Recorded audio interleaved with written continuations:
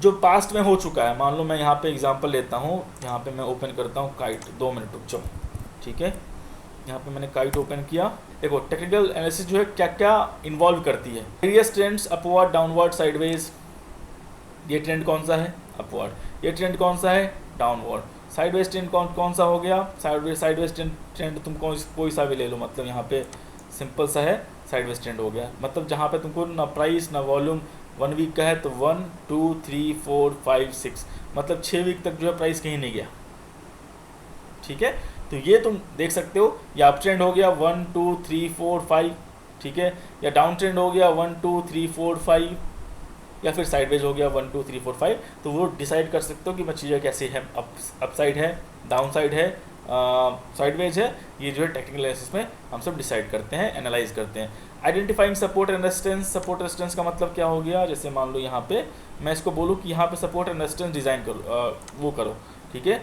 ऊपर वाले को क्या बोलते हैं? सिंपल टर्म में समझो, जो ऊपर वाला प्राइस है तुम्हारा, ये हो गया रेजिस्टेंस। नीचे वाला प्राइस क्या हो गया? सपोर्ट, ठीक है। ये दो चीज़ें हो गई, मैं यहाँ से एनालाइज कर रहा हूँ। अगर मैं चीज़ें यहाँ पे ले आऊँ तो ये हो जाएगी रेजिस्टेंस, और ये हो जाएगी मान लो, या फिर ये मान लो सपोर्ट, ठीक है। ऊपर वाला रेजिस्टेंस, नीचे वाला सपोर्ट, ठीक है। अब यहाँ पे चीज़ें मैं दिखा दूँ, इसको जो है फिर से अगर मैं इसको डिलीट करता हूँ, रुक, ठीक है, ये हो गया। अब यहाँ पे चीज़ें मैं बताने वाला हूँ। देखो ये चीज़ होगी, ये चीज़ समझ गए, identifying support and resistance. Support resistance समझ गए। सपोर्ट रेजिस्टेंस अलग अलग हो सकता है। अगर मान लो मैं इसको मानता हूँ, क्या बोलते हैं, अगर मैं इसको मानता हूँ क्या? रेजिस्टेंस। इसको माना सपोर्ट। अगर देखो रेजिस्टेंस ब्रेक किया तो दूसरा रेजिस्टेंस क्या हो गया? ये। तीसरा रेजिस्टेंस क्या हो गया? ये, ठीक है। और सपोर्ट ब्रेक किया, दूसरा सपोर्ट क्या हो गया? ये। तीसरा सपोर्ट क्या हो गया? ये, ठीक है। ऊपर वाला रेजिस्टेंस पार्ट, नीचे वाला सपोर्ट पार्ट, वो चीज़ ध्यान रख लेना। अब यहाँ पे देखो, if stocks price move closer to the resistance level, book profit और सेल सिग्नल। रेजिस्टेंस तक आ गया, यहाँ पे देखो, इसके बाद स्टॉक क्या हुआ? नीचे आ गया, ठीक है। ये रेजिस्टेंस है, ये मैंने फर्स्ट रेजिस्टेंस लिया है। इसके बाद स्टॉक ऊपर गया? नहीं गया। इसके बाद नीचे आ गया। अगर मान लो तुमने सपोर्ट पे खरीदा है और रेजिस्टेंस पे स्टॉक पहुंच गया, तो तुमको देखना है कि इसमें मुझे प्रॉफिट बुक करनी है या ट्रेंड बचा हुआ है। इसके बहुत सारे टाइप्स हैं, बहुत सारी चीज़ें हैं जिसके हिसाब से हम सब फाइंड करते हैं। कंफर्मेशन फिर से बोल रहा हूँ, स्टॉक मार्केट कुछ भी नहीं है, फाइंड करते हैं चीज़ें। अगर स्ट्रांग है, सब कुछ सपोर्ट कर रही है तो वेट करेंगे, नहीं सपोर्ट कर रही है तो बुक प्रॉफिट करेंगे या स्टॉक सेल करेंगे, ठीक है। If stock price move closer to the resistance, book profit और sell signal. If stock price move closer to the support, buy level. अगर मान लो यहाँ पे सिंपल बता रहा हूँ, यहाँ पे मान लो ये मेरा हो गया सपोर्ट लेवल, ठीक है। सपोर्ट लेवल से देखो, क्योंकि यहाँ पे देखो चार्ट बन चुका है तो ये आसानी है मेरे लिए करना, ठीक है। चार्ट नहीं बना होता है तो कहाँ पे सपोर्ट आएगा, कहाँ पे रेजिस्टेंस आएगा, वो थोड़ा कह पाना बहुत मुश्किल है। लेकिन सिंपल टर्म में समझ लो चीज़ें क्या होती हैं, ठीक है। सपोर्ट पे क्या है, मैंने क्या बोला? बाइंग। अगर सपोर्ट पे कोई स्टॉक आता है और सपोर्ट से बाउंस बैक करता है ऊपर की तरफ, रेजिस्टेंस की तरफ, तो वो मेरा जो है बाइंग जोन है। अगर सपोर्ट को ब्रेक करता है तो मुझे वहाँ पे थोड़ा बाई करना होगा या फिर वेट करना होगा, किसके लिए? सेकंड सपोर्ट के लिए। अगर मान लो सेकंड सपोर्ट भी तोड़ती है तो फिर वेट करना पड़ेगा थर्ड सपोर्ट के लिए। कंपनी कहाँ तक नीचे जाएगी मुझे कह नहीं सकते। अगर मान लो लेकिन सपोर्ट के बाद बाउंस बैक करती है तो वो मेरे लिए बाइंग अपॉर्चुनिटी है।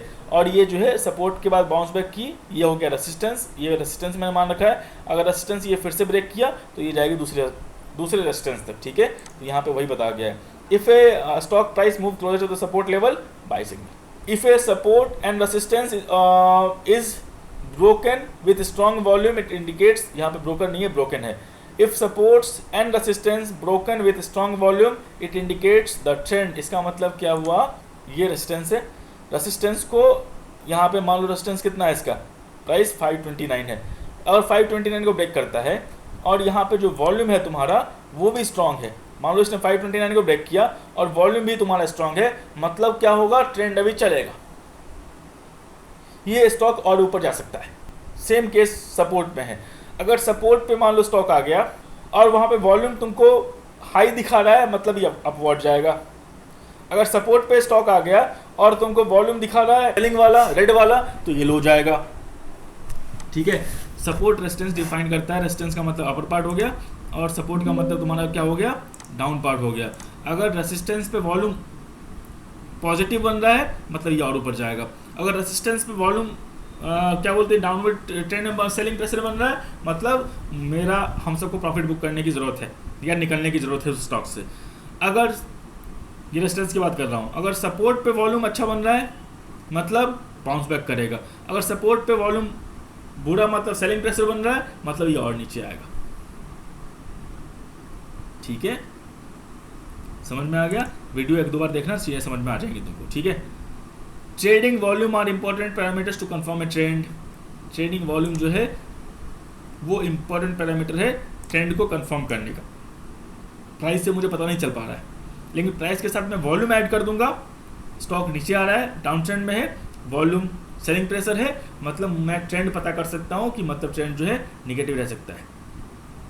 ठीक है, वॉल्यूम प्राइस ऊपर जा रहा है, वॉल्यूम मतलब ट्रेंड अपसाइड हो सकता है, तो प्राइस के साथ वॉल्यूम मिला दूंगा तो ट्रेंड पता करने में आसानी होगी। ठीक है, trading volume are important parameters to confirm the trend. सवाल पूछ सकता है dash are important parameters to confirm the trend, क्या होगा? ट्रेडिंग वॉल्यूम जो है मेन है। If trend is not supported by volume और the volume decrease it may indicate weakness of the trend. ठीक है, जो मेरा ट्रेंड है अगर वॉल्यूम से सपोर्ट नहीं कर रहा है तो मतलब ये जो ट्रेंड है वो कभी भी पलट सकता है। ठीक है, यहाँ पे देखो ग्रीन बना, इसके बाद रेड बना, अब यहाँ पे क्या है वॉल्यूम देखो, वॉल्यूम क्या बना है यहाँ पे रेड है। रेड है मतलब स्ट्रॉन्ग ट्रेंड नहीं, ट्रेंड पहले पॉजिटिव था अब नेगेटिव हो गया। ट्रेंड का मतलब समझ लो प्राइस, सिंपल टर्म में समझो, और प्राइस ऊपर जा रहा है तो पॉजिटिव ट्रेंड है और नीचे आ रहा है तो नेगेटिव ट्रेंड है, और उसको तुम वॉल्यूम के साथ ऐड कर दोगे तो ज़्यादा सही रहेगा। यहाँ देखो ग्रीन वॉल्यूम बन रहा है मतलब प्राइसेस देखो ऊपर है। ये मैं सिंपल बता रहा हूँ, इसके बहुत सारी चीज़ें हैं, बहुत सारे टेक्निकल एनालिसिस है जिसको तुम यूज़ करके चीज़ें फाइंड कर सकते हो या फिर एज्यूम कर सकते हो। कंफर्मेशन तो नहीं है किसी चीज़ का, लेकिन एजम्पशन जो है ठीक ठाक मिल जाएगा। Technical analysis convert A price of volume data into charts that presents the stock price movement over a period of time. Technical analysis क्या करते हैं, जो तुम्हारा प्राइस और वॉल्यूम डाटा है उसको चार्ट्स में कन्वर्ट कर देते हैं। चार्ट्स में प्राइस और वॉल्यूम डाटा को चार्ट्स में कन्वर्ट कर दिया और उसके हिसाब से ट्रेंड को जो है फाइंड करते हैं, ट्रेंड कहाँ जा रही है कहाँ नहीं जा रही। इसके बाद some of the charts used includes line charts, bar charts, candlestick charts. तो मैं ये क्या यूज़ कर रहा हूँ, कैंडलस्टिक चार्ट यूज़ कर रहा हूँ। ठीक है, अगर मैं इसको लाइन चार्ट में कन्वर्ट कर दूँ तो ऐसा आएगा। इसके बाद मैं इसको क्या बोल रहा है यहाँ पे बार चार्ट्स में कन्वर्ट कर दूँ तो बार चार्ट्स कहाँ है, यहाँ पे गया मैं, इसको मैं बार चार्ट में कन्वर्ट कर दूँ तो ऐसा आएगा। ठीक है, तो यहाँ पे मेनली जो भी चीज़ें हैं जिस चीज़ें के हिसाब से तुमको कंफर्टेबल लगता है मेनली जो है वो यूज़ करते हैं लोग। क्या बोलते हैं, कैंडलस्टिक यूज़ करते हैं और हिकिनासी यूज़ करते हैं। यहाँ पे हिकिनासी है, वो जो है चीज़ें अपने हिसाब से जो चूज़ कर सकते हो क्या यूज़ करना है, बहुत सारे पैटर्न्स और चीज़ें जो है दी गई। ठीक है, तो मेनली जो चार्ट्स हैं वो कैंडलस्टिक है, बार चार्ट्स है और लाइन चार्ट्स हैं, वो ध्यान रखना, सवाल पूछ सकता है। इसके बाद देखो चार्टिस्ट, चार्ट का मतलब technical analysis used moving average of the price of the stock to reduce the impact of day to day fluctuations in price that may make it difficult to identify the trend. इसका मतलब क्या है, इसका सवाल का मतलब क्या है, इसका लाइन का मतलब क्या हुआ। चार्टिस्ट जो है वो क्या करते हैं, अब मैं यहाँ पे आता हूँ, मैंने इसको वॉल्यूम ऐड कर दिया, अब यहाँ पे जो है चीज़ें मैं इसको डिलीट कर दिया। ठीक है, डिलीट हो गया। यहाँ पे क्या बोल रहा है ये समझो, chartist use moving average of the price of a stock to reduce the impact of day to day fluctuations in price that may it difficult to identify the trend. यहाँ पे देखो प्राइस ऊपर गया, नीचे गया, फिर ऊपर गया, फिर नीचे गया, तो मतलब यहाँ देखो पॉजिटिव निगेटिव है, फिर पॉजिटिव, फिर निगेटिव, फिर पॉजिटिव, फिर निगेटिव, फिर निगेटिव। मुझे पता नहीं चल रहा ट्रेंड क्या बन रहा है, तो मुझे ट्रेंड पता कैसे करना कि ट्रेंड क्या है। तो चार्टिस्ट क्या करते हैं इसके लिए, सिंपल MOVI, मैंने मूविंग एवरेज लगा दिया। देखो यहाँ पे सिंपल है, एक्सपोनेंशियल है, टेंगुलर है, तो कुछ भी तुम लगा सकते हो, मैंने सिंपल लगाया यहाँ पे। ठीक है, मैंने सिंपल मूविंग एवरेज जो है चूज़ कर लिया, और ये डे जो है तुम्हारा 50 से लेके 200 डेज तक जो है चूज़ कर सकते हो, डिपेंड करता है। तो मैंने जो है 50 रखा है इसको और मैंने डन कर दिया। तो यहाँ से क्या पता चल रहा है मुझे, अगर ये मूविंग एवरेज के ऊपर क्लोज कर रहा है मतलब प्राइसेज ऊपर जा रहे हैं, अगर मूविंग एवरेज के ऊपर क्लोज कर रहा है प्राइसेज ऊपर जा रहे हैं, अगर ये मूविंग एवरेज के नीचे क्लोज कर रहा है तो 50 डेज के मूविंग एवरेज के नीचे क्लोज कर रहा है तो क्या हो रहा है, प्राइसेस कहाँ जा रहे हैं, नीचे नीचे। तो वही बताया गया है, chartist use moving average of the price of a stock to reduce the impact of day-to-day fluctuations in a price that may it difficult to identify the trend। मतलब डेली जो फ्लक्चुएशंस है उसके हिसाब से मुझे ट्रेंड पता नहीं चल रहा कि ट्रेंड कहाँ जाएगा स्टॉक का, तो मैंने क्या किया 50 डेज का मूविंग एवरेज यूज़ कर लिया। सर मुझे मैं बहुत शॉर्ट टर्म ट्रेडर हूँ, ठीक है, मुझे छोटा यूज़ करना है, तो ठीक है, अगर तुम शॉर्ट टर्म ट्रेडर हो, मैंने क्या किया यहाँ पे वॉल्यूम है ये करेक्ट है, मूविंग एवरेज कहाँ गया, मूविंग एवरेज यहाँ गया ना, इसको राइट क्लिक करो, एडिट सेटिंग पे क्लिक करो, मैं यूज़ करता हूँ 20 डेज़ का, मैं 20 दिन का लेता हूँ, ठीक है, मैंने 20 दिन का लिया। अब मैं 20 दिन के हिसाब से चेक करूँगा कि मूविंग एवरेज कहाँ ट्रेंड कर रहा है। अगर मूविंग एवरेज के ऊपर स्टॉक है मतलब ऊपर जाएगा, अगर नीचे आ गया मतलब डाउन ट्रेंड दिखाएगा, ये चीज़ बस सिंपल है।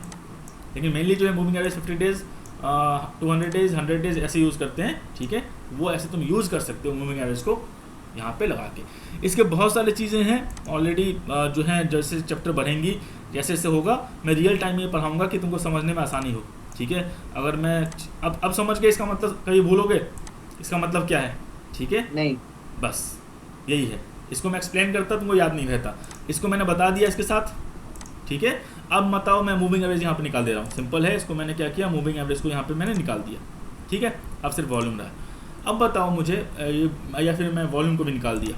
अब मुझे बताओ ये स्टॉक प्राइस ये है तुम्हारा, मैं वीकली कर दिया, अब मैं करता हूँ आवरली वन डे वाला करता हूँ, ठीक है, मैंने इसको वन डे कर दिया। अब बताओ मुझे इसका ट्रेंड क्या है, इसमें तुमको ट्रेंड पता चल रहा है, 1 दिन 2 दिन 3 दिन 4 दिन 5 दिन 6 दिन कहाँ जाएगा स्टॉक, चल रहा है पता नहीं, पता चल रहा है, यही बोला गया है। अगर मैं इसी में मूविंग एवरेज लगा दूं 50 डेज का, ट्रेंड बताओ क्या है, डाउन ट्रेंड, यहाँ पे ट्रेंड क्या है, अप ट्रेंड है ऊपर, पता चल गया। तो बस यही बोला गया, इस लाइन का मतलब यही हुआ, कॉन्सेप्ट क्लियर, यस सर, ठीक है। अब यहाँ पे देखो, short term investors and traders largely rely on technical signals जो मेनली शॉर्ट टर्म ट्रेडर होते हैं, ठीक है, या फिर मान लो मेनली जो शॉर्ट टर्म ट्रेडर बोल दो, इन्वेस्टर बोल दो, वो किस पे रिलाई करते हैं, इस पे।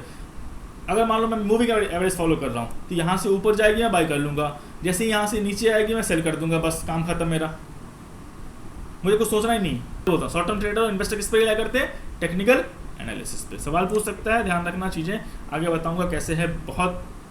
इसके बाद तुम्हारा चैप्टर 4 के बाद जो है मेन चैप्टर स्टार्ट हो रहा है, सब मेन चैप्टर है, बहुत कुछ सीखोगे रिसर्च एनालिस्ट में क्या है नहीं है चीज़ें, और जो लाइव एग्जाम्पल है, लाइव चीज़ें मैंने सीखी है वही बताने वाला हूँ। एक बुक का तो अलग चीज़ है, मैं पास करवाने के लिए पढ़ा सकता हूँ, लेकिन वो चीज़ें समझ में नहीं आएगी। एक बार तुम सीख जाओगे तो तुमको रियल टाइम चीज़ें रहेंगी तो एग्जाम में भी फ़ायदा करेगा, क्लाइंट के पास भी फ़ायदा करेगा और लाइफ में भी फ़ायदा करेगा, सिंपल है। अब यहाँ पे देखो, technical analysis is less likely to be suitable for long term investing as business fundamental may change. तो मेनली टेक्निकल एनालिसिस जो है ट्रू और फॉल्स में सवाल पूछ सकता है, क्या टेक्निकल एनालिसिस जो है लॉन्ग टर्म में हेल्पफुल हो सकता है, क्या लॉन्ग टर्म में उतना हेल्पफुल नहीं है टेक्निकल एनालिसिस, ठीक है, क्योंकि मान लो लॉन्ग टर्म में जो है चीज़ें बहुत सारी चेंजेज होती हैं। हाँ वो प्राइस दिखाएगा, लेकिन प्राइसेस में जो है मान लो छूटने के या फिर मान लो क्या बोलते हैं उसके जो है डर ज़्यादा रहता है, और फंडामेंटल चीज़ें पता है। जैसे मान लो मैं HDFC बैंक पिछले 20 साल से लेके बैठा होता तो उसमें अपसाइड डाउनसाइड बहुत आए हैं, तो मुझे इन आउट करने की ज़रूरत नहीं होती, मैं बस फंडामेंटल मुझे चीज़ें पता है, बैंक का प्रोस्पेक्ट पता है, मैनेजमेंट का व्यू पता है, आइडिया पता है, उसके हिसाब से जो है मेरे पैसे बन जाते। लेकिन उसका जो चैप्टर है फंडामेंटल एनालिसिस कैसे करते हैं वो चैप्टर 4 पढ़ा रहा हूँ मैं। चैप्टर इसके बाद आएगा 5, 6, 7 में तुम्हारा देखो ये आएगा इकोनॉमिक एनालिसिस, इंडस्ट्री एनालिसिस और कंपनी एनालिसिस। इसको डिटेल में पढ़ाऊंगा कैसे करते हैं इकोनॉमी को, इंडस्ट्री को और कंपनी को, स्टेप बाय स्टेप जो चीज़ें बताई गई हैं विथ एग्जाम्पल, विथ लाइव, चाहे तुमको जो भी करना हो उसके साथ तुमको समझ में आ जाएगा। यहाँ तक कोई दिक्कत है? टेक्निकल एनालिसिस में क्या क्या स्टडी इन्वॉल्व है, समझ में आ गया? हाँ सर। बस ठीक है, बस यही है। अब एग्ज़ाम में पूछेगा तो आराम से बता दोगे, वैसे मैं रिकॉर्डेड वीडियो डाल दूंगा, समझ में नहीं आए आराम से जाके देख लेना।